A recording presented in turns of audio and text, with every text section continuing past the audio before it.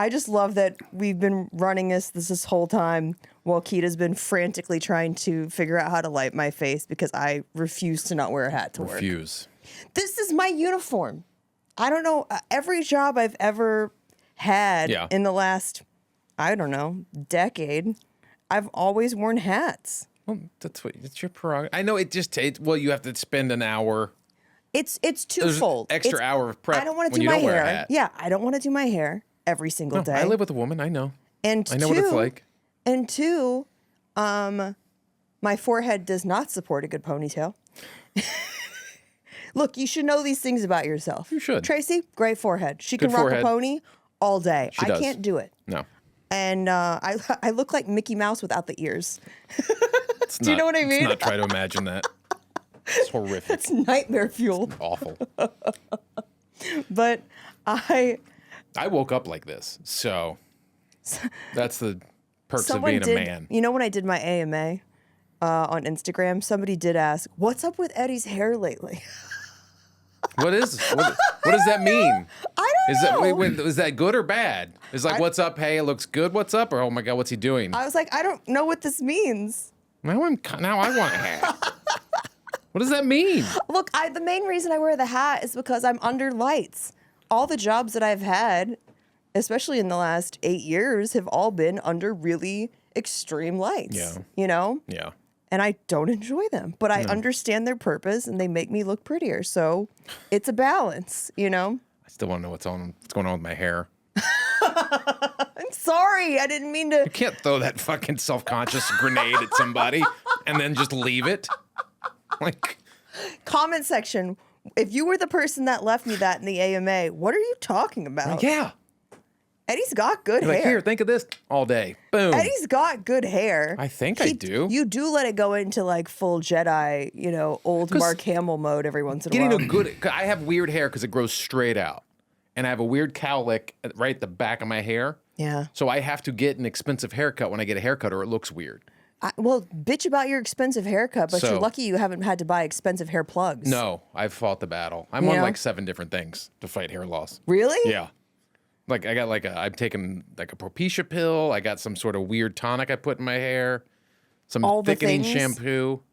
Man. All sorts of stuff. I didn't realize the battle was this hard for you guys. Yeah. No, I'd be bald if I wasn't trying. Is that inherited? No, well, my dad's got thin hair, but he's 80. Yeah, so when you're 80, different. you're going to have thin hair. When did he start losing it? Like I look at old pictures when he was probably my age that I am now, and it was like thin. It's like he had like the the widow's peak thing going on. So, but I fought it. Do you ever look at pictures of yourself now and realize you're morphing into one of your parents and go, "Oh no"? I'll see my dad on my face.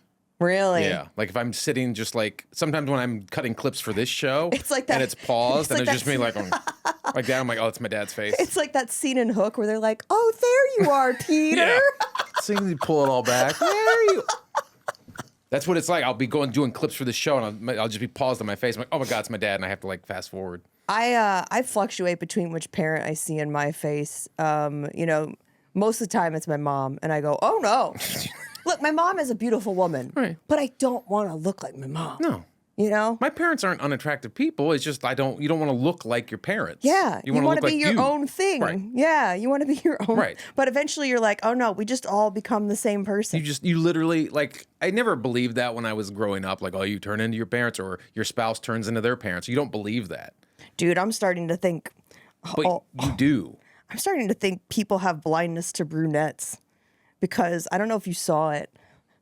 Some crazy person jumped in my DMs the other day and was like, this was after the documentary came out. Is this the clip we put up for the documentary? Because those are some fucked up DMs or fucked up comments. Oh yeah. I was part of that comment train. I'm sorry. But some of them were insane.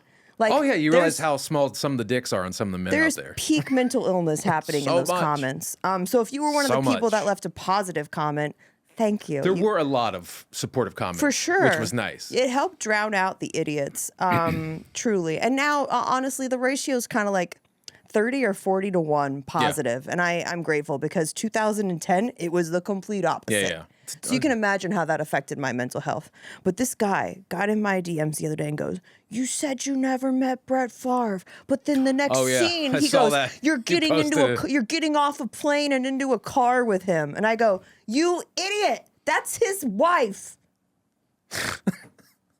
I mean, to be fair, if you squint from like 100 yards away, you guys look like the same person. That is, If you squint from 100 yards away, because you're both brunettes. This is what racism feels like. Everybody's like, "Oh, brunettes look alike." Do you know? And then somebody else sent me, have you guys seen those billboards around town where it's like, Veronica, she's a lawyer. It's like Veronica's law firm. Yeah. And it's always her with like a giant German Shepherd or something like that. I hate to say this, but I was thinking the same thing when I watched the film. What? But I was thinking to That myself, was Jen getting off the plane with Brett Favre? No. I noticed right away that his wife, I felt like, oh, Jen is like... Keida's like, that was an honest mistake. No. Jen, I was like, Jen is the hot avatar of his wife. That's kind of what I thought. You could see he's got a type. He's got a type. His wife's a beautiful woman. Yes. You know? Yeah, but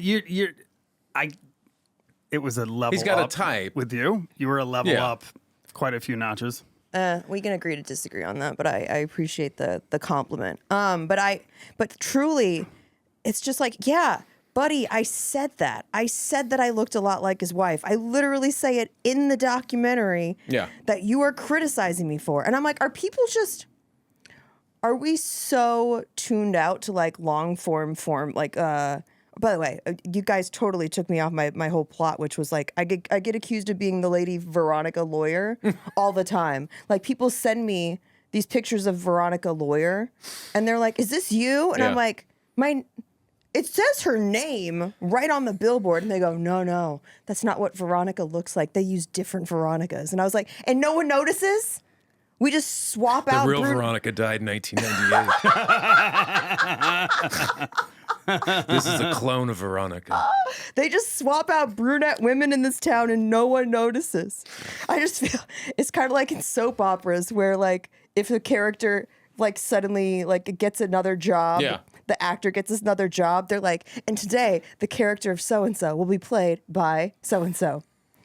You know what I'm talking about? Well, they did that in I don't know if you probably haven't watched this last season of Andor season 2 on Disney Plus. It's a Star Wars show. Bail Organa, Princess Leia's husband or dad, was played by what's his face, Jimmy Smits, like in the prequel movies, and all that stuff. And I guess he was unavailable to reprise that role in this season of Andor, so Benjamin Bratt played him. That's pretty good casting. It was great. Like you hardly notice it, but like there was a bunch of people that were all like, "I can't wait. It's not the same." I'm like, that's a pretty good. First of all, they're all fictional casting, characters. though. It's really good character. Really good casting. But that's interesting that they were like, no one's gonna notice. Yeah, no one. Slide them in there. Did they say anything? What they did a smart thing is one episode they just introduced him like he was passing by one of the main characters, and then they talk to him and say, "Oh, Senator Organa," and then he walks by, so you're like, "Oh wait, okay, that's Senator." And then the next episode he had like a big arc. That's interesting. So they set it up with a little thing, and then dude, but in soap operas it's jarring because they literally say. The role of so-and-so. Yeah, they have a voiceover. It's a voice of God that goes, the role of Veronica is now played by Jen Sturger. But true story. A family friend was a prominent soap opera actress back in the day, and she took over for Meg Ryan when Meg Ryan left soap operas and went on to have like her movie career. Right. She took over for Meg Ryan, but the way they introduced her. Wait, what was it? Tattoo? Was so messed up. I don't even know what you're talking about. Tattoo from Fantasy Island. Yeah, was that the person you knew? No, they were related to Tattoo. Keida, there were so many thought bridges that collapsed between here and that joke you just made. But I made you a clip. I can't follow. I made you a clip. Anyways, so Jesus Christ. So you're fucking with two people with severe ADHD. We both looked at each other and was like, "Did you get that? Did I miss something? Are we both in our head right now?" So, yeah. Keida is the embodiment of an intrusive thought. He basically threw a fucking sock into a room with two cats, and now we're just like, Not my, a sock, a cucumber. But my friend, when they introduced her character to play Meg Ryan, to take over Meg Ryan's character, they were like, she was in a hospital bed, and they were like, there was a tragic accident, and now her face looks totally deformed. And I was like, what if that's So she's deformed Meg Ryan? She's deformed Meg Ryan. They're like, we did the best we could. And this woman is beautiful. Like, this You'll woman never be is as pretty as Meg beautiful. Ryan. But they were like, we have to address why her face looks completely different this time. Fucking. That's brutal. Why didn't they just awful. have Renee Zellweger play that role? Because this is way before that. Oh. Jesus Christ. How do you not know who Tattoo is? I know who Tattoo is. I don't know how you got to Tattoo. It's the journey to Tattoo that we do not understand. Well, you said you knew someone that was related to We someone need to form on a fellowship, find out where it is, get a map, track down Tattoo. He died. Have them make three-hour movies about the search of Tattoo. Maybe get a giant bird to fly us halfway there. He's been gone for a while. But I'm glad that you're acknowledging that this might be a thing, though.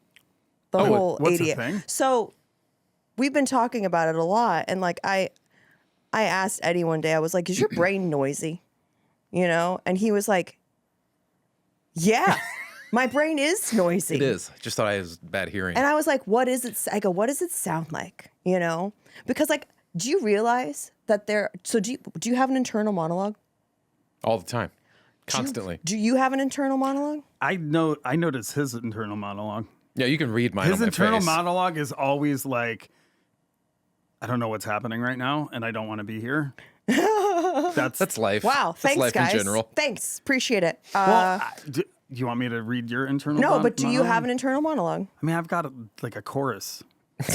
That tracks. I've got more than one. They're like, say Tattoo. Say Tattoo. They won't know what it means. I shouldn't say that. Just say it. It's going to ruin the show. No, it won't. I found out that like 40% of people don't have an internal monologue, and I was like, Really? What's that like? Well, How do you not have an internal 40% monologue? of the people are under 90 IQ, so that makes sense. I don't know how you can be an intelligent human being and not have an internal monologue. I think that's the internal monologue is where like a lot of your creativity and stuff comes Otherwise, from. But aren't you just a dog I don't know. at that point? But like I thought that was crazy that I've run into people that are like, yeah, I don't have an internal monologue. They don't talk to themselves? And no. That's shocking. Right? Because you're at that point, you're an animal. You're an animal. That to me, that's what separates us from animals is our internal monologue we have with ourselves. I don't know. I think my dog Kevin's got an internal monologue. Yeah, Rocco's got an internal monologue. For sure. It's usually like treats. Cats. Beg for a treat. I'm begging for a treat. But that's definitely, I feel like, a symptom of ADHD is like when that internal monologue feels like you're in a noisy restaurant. At Yeah. least for me, that's what it feels Sometimes like. you can't break out of the internal monologue to deal with what's in front of you. I mean, sometimes you got to set that internal monologue to the side and go, okay, let me be present in this moment instead of being in my head. Yeah. Especially as a comedian, you have that because you'll be doing your jokes and then you'll still be in your head having an internal monologue. Yeah. But you're completely performing and engaged with the audience. You can split your brain in almost two. someone told me I professionally dissociate. And I was like, that's accurate. Sometimes. As a comedian, you have to. Yeah. You have to be able to do your act and then also be in your head going, reading the room, going, that joke didn't hit. Should I do this? Do I have to lay a tag here for this? Like as a comedian, you have to have two brains split. You have to disassociate. Yeah. That makes a lot of sense. 'Cause someone was saying it to me like it was a bad thing that I do it. And I was like, no, I think it's like a necessary skill You set have for to. us. You can't be a comedian and not disassociate. I had a great show the other night down at Comedy Store La Jolla. I got a standing room. ovation. Ooh. Wow. Yeah. Is that your It's a great first? room. That was like my first like standing ovation that was specifically for me. Nice. Headlining, it was me headlining. But what's crazy is I was done with my set. I went to go pick up all my stuff off the stool and I was just walking off and the woman running the show, producing the show, goes, "No, Jen, they're they're standing for you. Like, Oh, I thought they were leaving. That's exactly what I said. I go, oh, I just thought they had to get out of here really fast. I was like, Is these there some people kind are of fire moving. alarm? What's happening? Yeah, I was like, these people had to go. I was like, sorry to keep you. And they're like, no, they're standing for you. And like when I realized that was happening, I was just like, oh my God. That like felt really cool. That's cool, especially after the week you probably had leading up to that. Yeah, dude. It was a lot. Yeah, it was a good culmination for the week. Yeah, it was a lot. I made the mistake of trying to do a show the first day it came out. You shouldn't do that. But See, like I would do it because that's how I would deal with life. I forced myself to do it, and I did okay. Yeah. But I think I was so elsewhere when I was Right. performing that night that I didn't enjoy it as Right. much. You know what I mean? See, I would like it because that would be me jumping into a cold pool to wake myself up. Yeah. Otherwise, I would be completely withdrawn. And that's the thing that I think is probably different about me than you is like sometimes when I'm in a feeling, I have a really hard time of one, identifying what that feeling is. Yeah. And two, pulling myself out of it. You know? I have trouble pulling myself out, but what I'll do is if I can do a show or something like that where I can do something to distract myself long enough to pull me out of the feeling, if that makes sense. No, it makes a lot of sense. So that's how I deal with it. Otherwise, I will just sit there and be in it for too long to the Yeah. point where people are like, what's wrong with you? I'm like, I don't know. There's nothing wrong with you. I mean, Eddie, I think the big difference is like men are just being programmed right now to not share when they're struggling, so no one knows. Well, that's not just now. So no one knows. That's been for a while. No, I know it's not just now, but I'm saying I think it's more common for people our age. Or Well, yeah, people for me, your, for sure. My generation, for sure. Yeah. But We grew up with baby boomers as our parents. I did, and so that whole like rub some dirt on it. yeah, There's nothing wrong with quit you. crying. I'll give you something to cry about. That sort of thing. But I feel like girls still had room to wiggle and they still had room to have feelings. You know, they were called emotional for it, Yeah. but they still had room to have feelings. women were definitely given like, oh, you have emotions, you have feelings, you do this. Men, you do not do that. I know, but I feel like, I was thinking about this on the drive here. The number of men that I've had relationships with that have ruined the relationship by simply not talking about whatever bullshit they were going through and then instead transferred that anger and anxiety and all that stuff onto our relationship have ruined our relationship. Where it's like if they would have just acknowledged the problem and like come to me as like their partner, Right. like we could have talked about it. It could have been a conversation, you know? From personal experience, I don't think you were trained or know how to talk about it. We feel weak for talking about it. It's weird. It's a weird feeling. It's a weird situation. I'm trying to raise Colton in a way where if something does bother him, he will express it to me or to his mother or somebody. And he's pretty good at it. There will be times when something will be wrong with him. I'm like, hey, buddy, what's wrong? And he's like, I'll tell you later. But he will tell me later.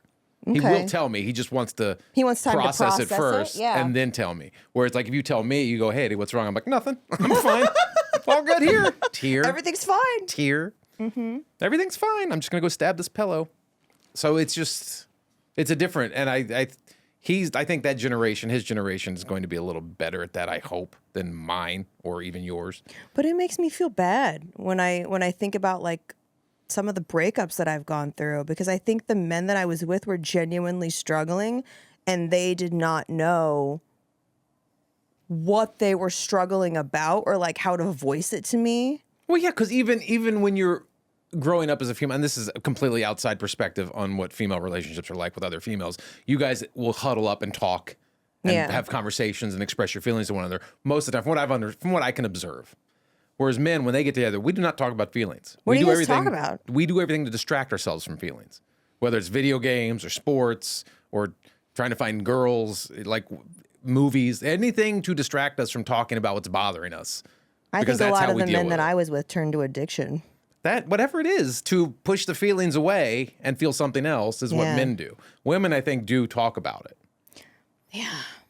Oh, I bring this up just because like I've just had a lot of conversations lately and with people with men in my life that are really going through it, especially because our industry right now, I don't know if the people that watch us know this. Like, our industry is in dire straits right now. Like, it's on life support. It's right now. It's so bad. Production has almost completely left Los Angeles, you know? And like, that's what this place was known for. Well, and also the industry's also, I think everyone's on hold waiting to see what AI does and where AI goes and how that's going to change AI's everything. getting scary, dude. So, I watched a video of... especially since we're not going to regulate it for 10 years. Of job. biblical... I watched a video on Instagram of biblical influencers where they took stories from the Bible... Yeah. And they made them into like selfie-style videos of like... Moses, of like, Moses. check this shit out. And Moses, exactly. Where I was like, oh, we're fucked. Or it's like, we're in trouble. Yeah. Check this out. I'm going to part this Red Sea. Like, all the people that are going to be out of work. That's a stripper's name, by the way. What? Red Sea. Never mind. Okay, tattoo. So. Red Sonja was taken. Oh, Red Sonja. It's a good movie. I don't even know what you guys are talking about. Is this okay. a core boy It's a thing? spinoff from Conan the Barbarian. Yeah. Red Sonja with Brigitte Nielsen. Boyhood Fantasies. Sorry. Jesus Christ. Can you guys put Three's your phoners Company. away? Three's Company. So Where where were we? First. I don't know. I was trying to have a deep conversation, and you guys did the guy thing where you're like, See? I'm gonna immediately Exactly. redirect No, but this I and started not talking talk about about Brigitte Nielsen. feelings. Jen, part of it's the ADHD because that story, I think I clocked it at like 8 minutes, and my brain just went to Red Sonja. Jesus Christ. No. But that was a perfect example of like a guy going, no, I don't want to talk about feelings. I'm gonna Yeah. talk about something else. You guys Oh, that's do, right. That's why we tuned out Yeah. because we were getting into the feelings yeah, territory. you start dipping your toe into the feelings pool, and you're like, this is too cold. I Red don't Sonja. want what? That is fucked up. it. It is Seriously. fucked up. That's the way it is, though. But like, here's the thing. Tracy's your teammate. Yes. Like, you have a teammate. Right. The point of a teammate is like to help yeah. solve your problem. If Right. Tracy had a problem, who's she coming to help solve it? Oh, me. Yeah. Whether I 100%. want it or not. Like, She's I don't coming there to Eddie, I don't dump. have enough storage for all these Yankee candles. Like, Yeah. that's your problem She's gonna now. fucking dump it on me. Like, You know what? and- what's it? God. Well, but like we have our share of not problems, but like she's got health issues and we have financial issues. Like we have our share of things that weigh on us, and she is very open about expressing her feelings about it and like, this is what's bothering me. I need this. I need that. And I'm like, that's great. I can't get Why? myself to that place. Why? I don't know. There's literally a steel wall that comes down when I'm like, I'm gonna go. I can't emote. It's seriously, but faster than that. It's like a Star Wars door. It's just you're like, okay, I'll talk, and you just freeze and you can't get it out. yeah, I don't know why. But I just Wish was it like, wasn't that man, way. I wish you guys would just let us help you solve problems the way you guys help us solve problems. The problem, though, is that women bring it up at the wrong time. What's the right to? What do you mean? Well, there's a story attached. So Okay, when I good. was a couple years sober, a buddy of mine, I was going through a dry spell. My Yeah. buddy was like, hey, man, you should go to Al-Anon. And I was like, why? And he's like, it's full of women that like guys like you.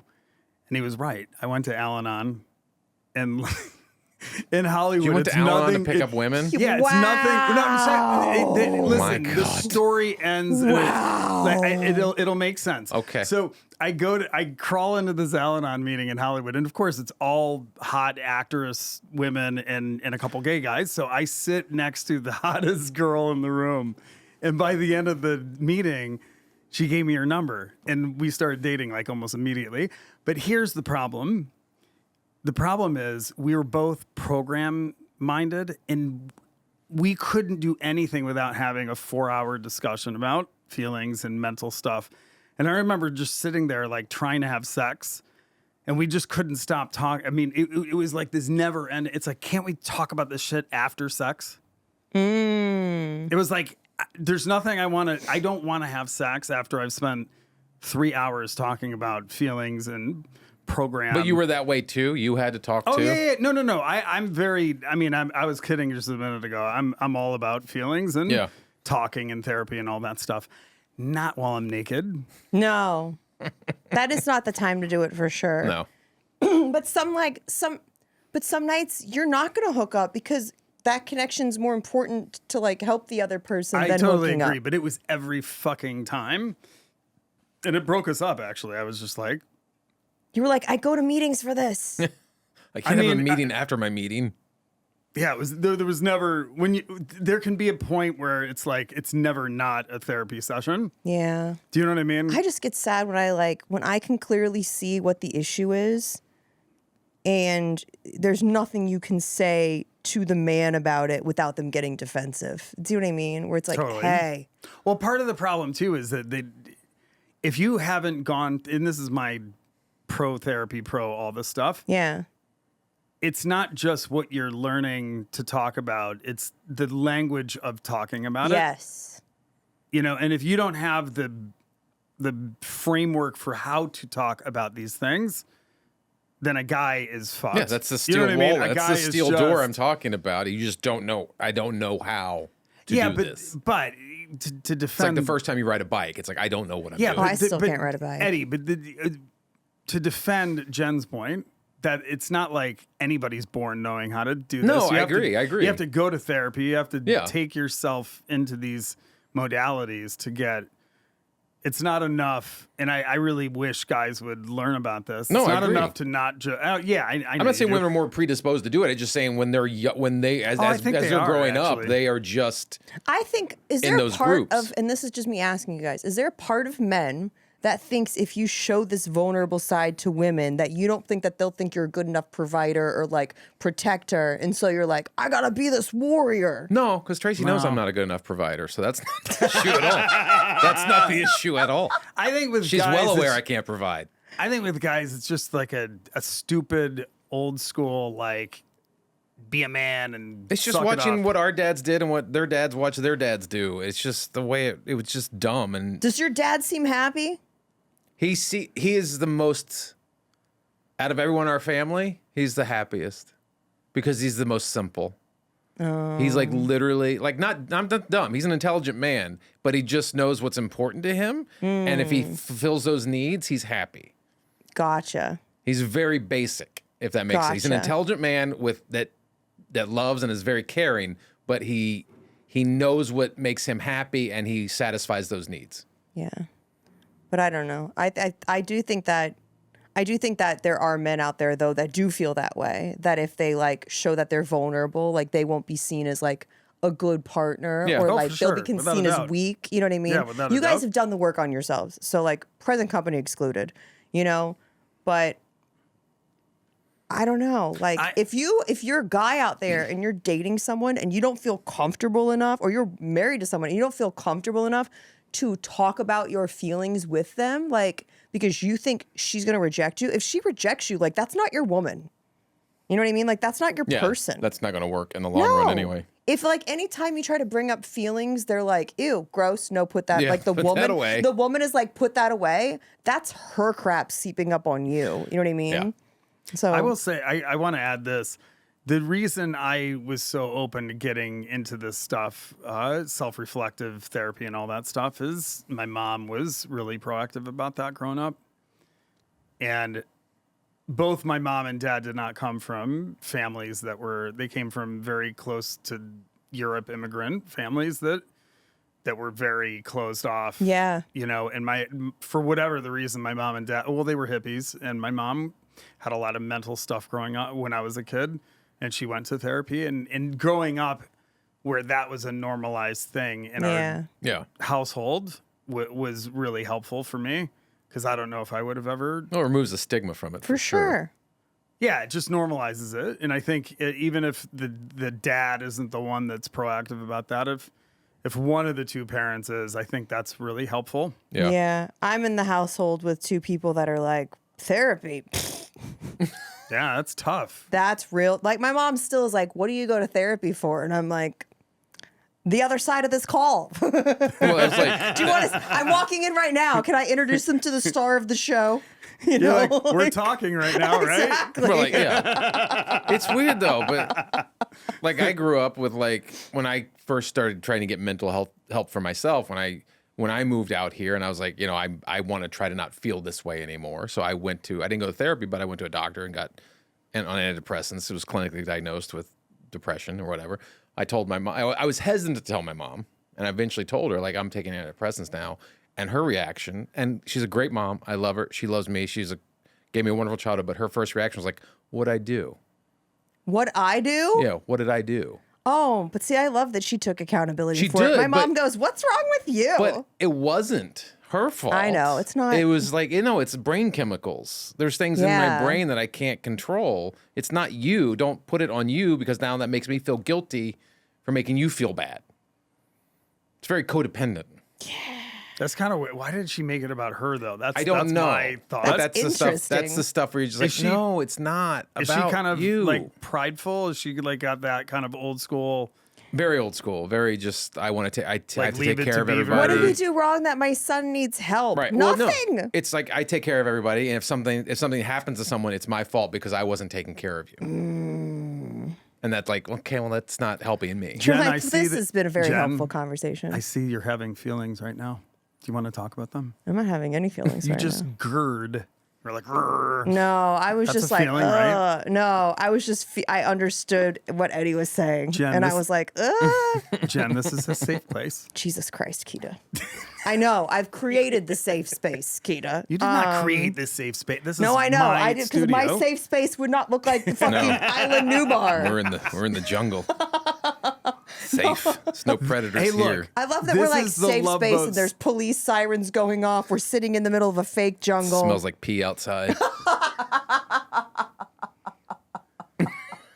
What a safe space we're in. Wow. Speaking of safe spaces, Eddie, where are you going later this month? Or I'm going on a cruise. fucking why? I don't know.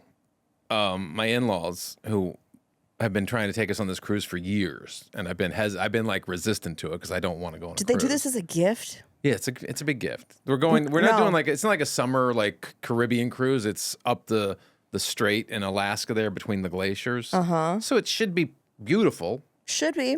because you want to see the glaciers before they're all gone. Yeah. So they're taking my family and Tracy's sister's family, and then we're all doing this cruise for like a week at the end of June. And so I'm trying to like Dude, prepare to be on a boat for a week, which I don't want to be. I can't imagine that that's going to be great for your mental health. I'm trying to be like, I don't want to go, and if I had a choice not to go, I would not go. Dude, cruises are my worst But I nightmare. gotta go, We've so I'm- talked about this on this show. Cruises are not. No. No, if you love drinking and you love eating, I could see where you'd love to be on a cruise because that's all it is, 24 But hours. we a day. don't need those. Like, you and I are not those people. Yeah, I don't really care for that. So Dude. Where's the cruise? up in Alaska, Oh, wow. so it should be pretty. You It need should to be interesting. There should be something to go out on the boat and look at stuff. It's not like you're in the ocean looking at just water. Yeah. You're going through a strait. My so you're parents seeing like to do glaciers the and stuff. Caribbean ones where it's just, That's just a party bunch boat? of. Yeah, it's just a party boat and That it's a bunch of sounds water. Horrific. It's not great. No. My dad's like, no, you would like this one. We have like a private butler and blah, blah, blah. I don't and need to be waited on. I'm like, I don't need to be I don't need any of that. trapped in a barge. Like, it's just a floating porta potty. You know what I mean? Cruise ships are just. So I know people. They were I know some- practically the birthplace of COVID. Yes. At least they were a big spreader of them. Look, I know people love them, and that's great if you do. If you find joy in it, that's awesome. Go find joy. But I don't care for it, and I don't want to do it. But I am happy it is. If it was a Disney Alaskan if it cruise. was a Disney cruise, would you be on board? No, because I like Disneyland. I like going to Disneyland. I don't care if there's a guy I dressed don't as do Mickey. Disney Sea. I don't care if there's a guy dressed as Mickey on a boat. That doesn't make it fun. Like, what's going to be on the boat Disney that's going to be like, well, this is like Disneyland. There's no rides, No, right? it's no ride. It's like Disneyland is fun. Seeing a guy dressed as fucking Donald Duck doesn't make it fun. Have you ever done cruises, Keida? Well, I was going to tell you a story about how I was a tour operator for one day in San Francisco in the Bay Area, like an Alcatraz Island tour. Oh, yeah? Yeah, I got hired. I was He bartending at the time. He does give such tour guide vibes, right? I Tour was- guy, carny. I Like was the resume is bartending- just so impressive. Now listen. I was bartending at this place called the Albion, and this was when I was drinking and using and like fucked up all the time. They were Yeah. like, this guy can Put this do guy totally. on a boat with tourists. So they came. No, I was a friendly He can guy. give a tour of a prison. He knows what it's No, like. I was a friendly human, and so they came friendly in. human. They came in. They're like, "Oh, you'd be great on this cruise ship." You look like you were in prison, yeah. On this tugboat, and I was like, "All right, tugboats sound fun." And so they're like, "Meet here at 6 a.m." So I'm starting to sleep at 6 a.m. Right. So I basically went from work and moseyed on over to North Beach where the boats were, and I get on this boat, and like the whole fucking time I was on this boat, I was like green in the face, barfing over the edge. While you're giving the tour? While I'm giving the tour, it was it was the worst experience of my life. I Yeah. couldn't wait to get the fuck off. I was about to jump off the tugboat just to get off the boat and get back to land. It was the worst. Yeah, I don't do well on boats either. That's the thing. And they're like, no, it's a big one. You won't feel it. And I'm like, you guys don't understand. When you have constant vertigo, you're already there. You know what I mean? You're on a boat all the time. Yeah. So when you put me on a boat, it's like two boats. It's I'm on a boat on a boat. Wouldn't it it's even two out? boats. No. Wouldn't it even out? Like No, if you're because my vertigo's not moving the same way that the boat is. So then it's just like even worse, you know? But I got put on a boat for this bid I was doing for Fox Sports with this guy. Keida's probably related to him. His name's Mark the Shark. I love Marcus Shark. That's my cousin. No. It's Mark the Shark, and he does deep sea tours of South Florida where they take you out and you go shark fishing. No. And None like of that. fishing for like marlin. None of that. So I did this as like a bit for Fox, and I took a couple Oh, you of. showed me video of this before. I've I seen the took a video of couple. this. Yeah, I took a couple of pro baseball players out there. I was the only one on the boat that was not vomiting. That was not a member of the crew. Yeah, everybody else was just so ill that entire day. But it hit me later when I got on land. One, because I had massive sun poisoning from being out on the boat for hours.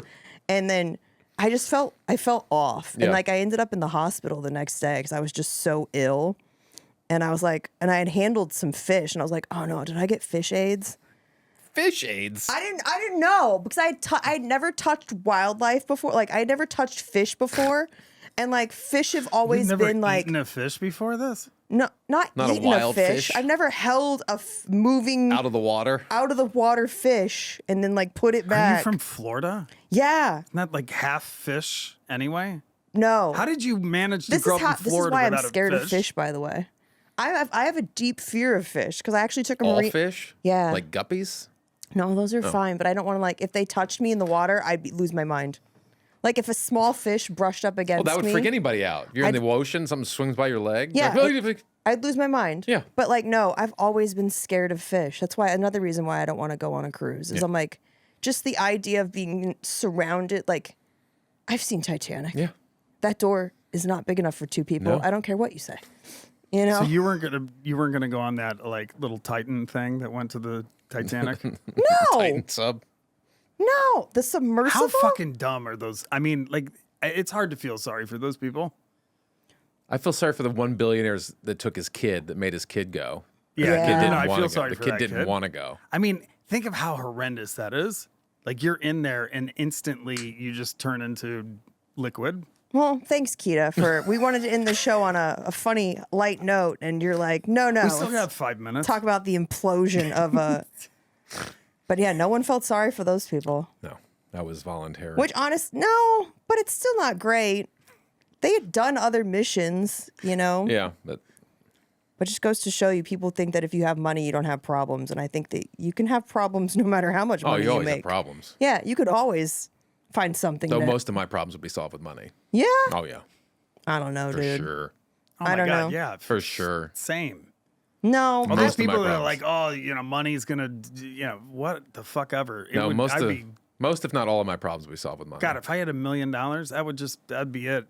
no, because honestly, like, money, it solves some problems, but then new ones creep in. Bring those problems. Bring on the rich problems. That's fine. Bring on the rich problems. That'd be great. I'd Because the love it. poor problems are worse. Dude, you're already going on a cruise. What more problems do you need?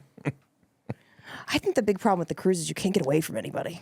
I don't want to be in a room. How did you get roped into that? Family. you When you get Tracy married, and- you have to do certain Are things. you Tracy and Colton all in one We room? have our own room. Oh, is it one room? Oh, yeah. Dude. It's one big room. Us with us, and then her family has a room, and then her parents Dude, have a but room. those rooms aren't that big. I don't want to talk about it. So wait, are you, Colton, and Tracy all gonna have to bunk up in the same bed? I guess we have separate. I guess there's 2 beds. I guess there's a bed for Tracy and a bed for Colton. I don't know. How are you gonna have sex?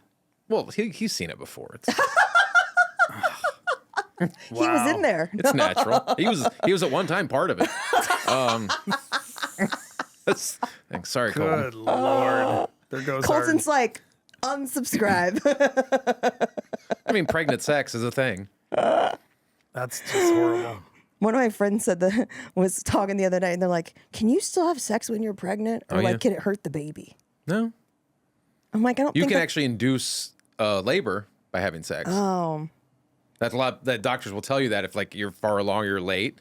They will tell that'd be one of the things, like go home and have sex because it can induce labor. I can't imagine that that's something you want to do when you're that far along in the game. I don't think it's not comfortable for anybody. Certainly not for the baby just getting poked baby in the just fucking bonk, head. bonk. Hey, You're like, come on. hey, get out. But it's basically you're just spooning. Hey. You're just spooning. Hey, It's time to go, bud. hey. The Hello, one-eyed bouncer's at the McFly. door. Wow. Man, we've covered a lot of topics. We're So gonna today. get much, especially in the last canceled. 5 minutes. You definitely have ADHD. Are we doing 1,000%. Are we doing Florida Man? We are. Oh yeah, here we go. Let's do it. Let's do Florida Man Friday. I read Jen Sturger 3 Florida Man headlines, 2 real, 1 fake. She tells me what the fake Florida Man headline is, and Keida's playing along. Here we go. Florida man accused of attacking girlfriend with a banana. Florida man hides in swamp to evade police, gets stuck, and calls police for help. Florida man arrested after frying eggs on his neighbor's car.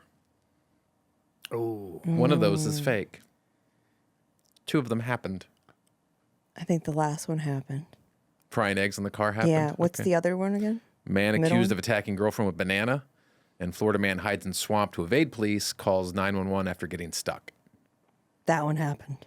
So I think it's the banana one. You think banana is the Yeah. fake one? I Keida? completely agree. Okay. The banana one's too tame. Too tame. And it's just too tame. You're both wrong. What? Florida Come man on. arrested for frying eggs on his neighbor's car Really? is the fake Oh, Florida man. see, I thought it was headline. going to be one of those creative ones. No. Where you're like, he egged the car and then the eggs cooked on the car. And then he ate the eggs for breakfast. That's what I thought. Man, Wow. you know what? I just feel like when I miss Florida Man now, I'm like, I think I just evolved. Yeah. I think I'm evolving. It's showing you how much you've grown. I'm growing as a human being. and that's the best you can do. Anyways, Eddie, where can people find you? You find me at eddiepence.com. Go to my YouTube page. I am like 800 hours away from monetizing. I felt like we were 100 hours before. Well, that's so you can set up a shop and memberships on your YouTube page. That's a 3,000 hour viewing hour thing. And then there's the 4,000 hour where you can run ads on your YouTube. So I'm 800 hours from running ads on my YouTube. Guys, So go to YouTube, put watch this the on show. for your dog to watch while you're away. It's great for them to listen to. We keep your dog great company while you're So, not at home. Go to my YouTube page, watch 800 hours away, or you can go to eddiepence.com or at eddiepence on all the socials. At Jennifer Sturger, guys, on all the socials. Please sign up for our touring list. Eddie has his in his bio. I have mine in my bio. It helps us know where you guys are and where we can come see you and vice versa. Yes. We really, really would like to take this show on the road and share our comedy with you guys. So please help us keep growing this thing. You guys have been doing a great job sharing the show with your friends. Our work's not done, you know? So keep subscribe, positive rating. No, positive. 5-star rating, Positive text review, 5-star rating. But until next time, guys, we will see you on another episode of Not Today.